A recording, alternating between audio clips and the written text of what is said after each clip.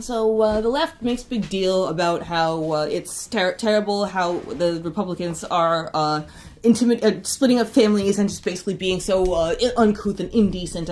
And decency was a big buzzword in the lead up to the election. Now, of course, we recently had Antifa surround Tucker Carlson's home when he was at the studio making a show and scare the shit out of his wife so that she locked herself in the pantry, and they were basically running around with signs that had his home address on them, which they published online, and basically saying Tucker Carlson, what was it? Tucker Carlson something, we know where you sleep at night.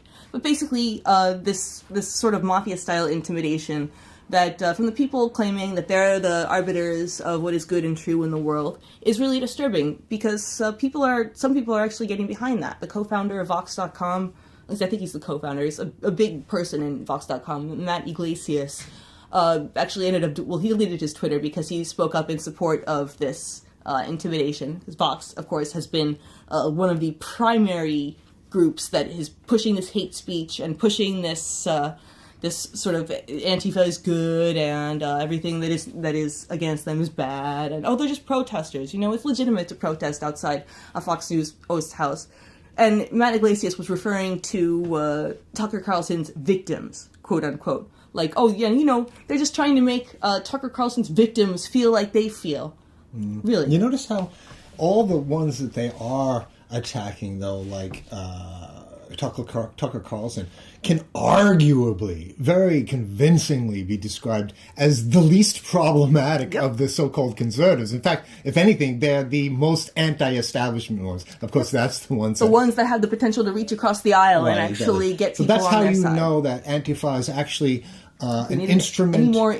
It's an instrument of the ruling power structure. It's probably formulated in some cynical secret working group at American Enterprise Institute and farmed out to a private company, and that private company is in cahoots with Soros or something for some money, or NED, National Endowment of Democracy, or the Saudi dictators, whoever. It's probably one of the reasons why they wear the masks is because they would recognize each other from people would recognize them from other protests on the other side. It's like leftists can't organize a toothbrushing, much less 50 people to go. They can't do that unless there's a lot of money, because leftists are too busy starving. They're too busy, begging for food or working for their shoebox-sized apartment. So they don't have the excess energy or time to do all this unless it wouldn't occur to them to go to someone's house who all he does is he's a television host. They're going to go to this guy's house and scare the shit out of his family. I mean, his kids weren't home, but it's a good thing because, you can't... And all of the enemies... What would they have done if they had gotten inside? That's what I want to know. Well, all of the enemies of these people, like Tucker Carlson and stuff, if you ask them exactly, the average Antifa person who was out there in front, say, well, exactly, name one thing that Tucker Carlson said that really deeply offended you.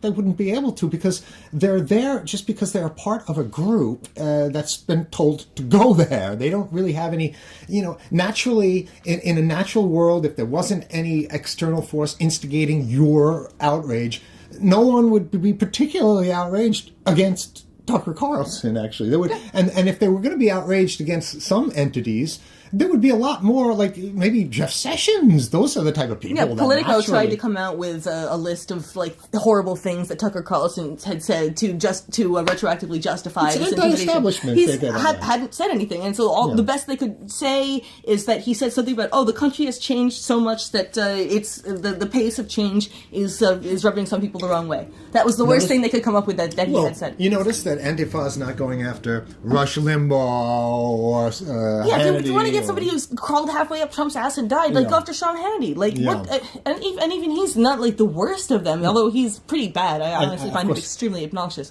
Of course, Antifa will never, of course, go to the real enemy, Wall Street, and military-industrial complex, CIA, and that's another proof that it's so obviously fake. Is that the last big protest was Occupy, and you don't just forget Occupy. That was a big deal. Yeah. That's another proof that the support of Mueller, who wanted to have snipers on the rooftops in Houston picking off Occupy protesters. Yeah, so the liberals are going to support Mueller, who wanted to kill them? That's great. It was proof positive, really, is it was Occupy Wall Street, which put the fear of death into the ruling class, and then voila! The social justice warrior. Introducing... hey guys, you thought you cared about Wall Street, but you really care about gender. Yeah, and hate speech. And the cat caller on the construction site. Remember, he's more important. Focus your attention on the cat caller and pay no attention to the evil 1% up there. No, aim much lower. You know, if you aim for the stars, you might hit, you know, something that's still kind of up there. If you aim for the gutter, you're going to hit it because it's easier, right? Forget about the institutional forms of oppression. Just focus on your neighbor, your brother, your family. The person saying the offensive word. That's what it is. And we'll look down on you from our ivy tower and say, job well